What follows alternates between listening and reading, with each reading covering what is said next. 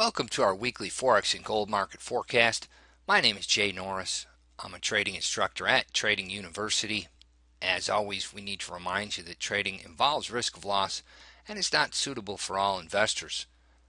First market we're taking a look at is the Australian US dollar. The Aussie USD overcame resistance last week. As we said last week, we were continuing to buy dips in this market, and boy, that made us look good last week. At Trading University, we teach in live markets primarily, so the Aussie was pretty cooperative for us. Same story. You continue to buy dips short term.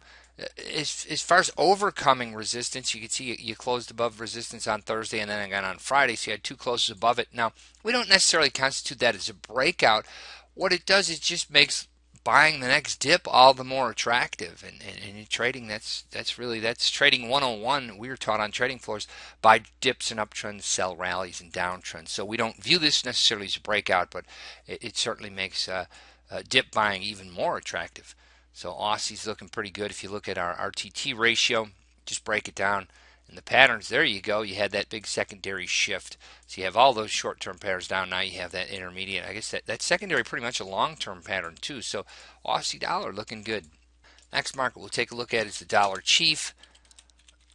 As we said the last 2 weeks, you can't escape this kind of sawtooth down pattern, that downtrend. And I'll tell you, you can see you had a 50% retracement there, a little beyond a 50% retracement. That's not enough to reverse a market. You got to get you got to get beyond 625. You got to get beyond 2/3 to reverse a down move, and you just can't do that. So the pattern holds, and as we said for the last couple of weeks, hard to get excited about any kind of little rally in here as long as it continues to fall short, south of that 618 or that 625. So dollar chief, maybe keep an eye on it short term to see if you get a bounce off of that low, which we would view as potentially an opportunity just to cover shorts. Certainly not going long here yet. Dollar index, that's similar now. Dollar index breaking down that pattern of you had a slight pattern here of higher low, higher low. I guess you still have it, but more or less flattening out now. So dollar index holding big support. The dollar index, you have to look at the big picture, the weekly. This is still a bullish chart on the weekly. Albeit you have short-term weakness here. So a lot of support down below. The field gets smaller and smaller, it seems, down. You get into that into the 79 and 78 handle, you start seeing support. So I would anticipate more of the same in that. We'll have to see. But dollar index, there's certainly nothing to get excited about here. Short or long term, it looks like they're just going to continue to grind that guy. Here's the euro. And, we talked about this last year and in this year too. 140 is a funny level. Here's our RTT level, was at 39.60 or so, 39.55. Big level. But, the pattern is the pattern. You've got to break this pattern, and it continues to hold that 50-day RTT. You get a little bit, basically you're running stops below 618.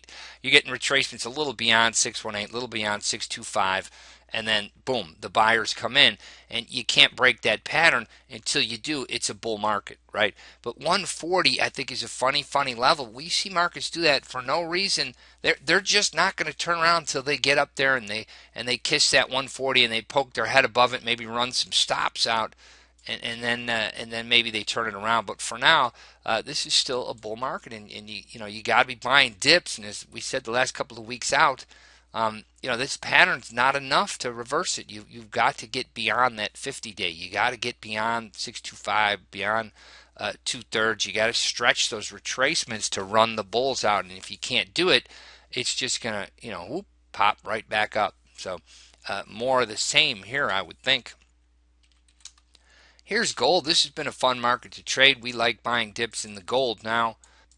On the long side here, and similar to the Aussie, yeah, this market made us look good here. I think there's probably plenty of room up above. Wouldn't mind seeing a dip here, but either way, you're looking to buy dips and otherwise focusing on buy signals in the gold. And here's your RTT ratio. Just break it down to the raw numbers, and you could see that gold here if you trade short term, you trade the 5 through 25, you're buying dips. If you trade the 10 through 50, basically you take any three successive patterns and you trade with the majority of patterns. Remember how you cut it on these tradable time frames, from the daily on down, you're buying dips in gold. So we like that. So we'll continue to focus there. Last market will be the dollar yen. Dollar yen, an interesting one because you're coming up on support. Again, you take a longer term view, and this is a bullish chart. So despite the short term resistance here, despite the short term momentum on the downside, you're coming up on support. Here's another one where here's a market where the short term patterns at odds with those longer term patterns, and generally something's going to give. I don't like to gamble, but were I a betting man, I'd wager that those longer term patterns will hold bullish in dollar yen. So dollar yen coming up on support. Thanks for checking us out. My name is Jay Norris, and we'll see you next time.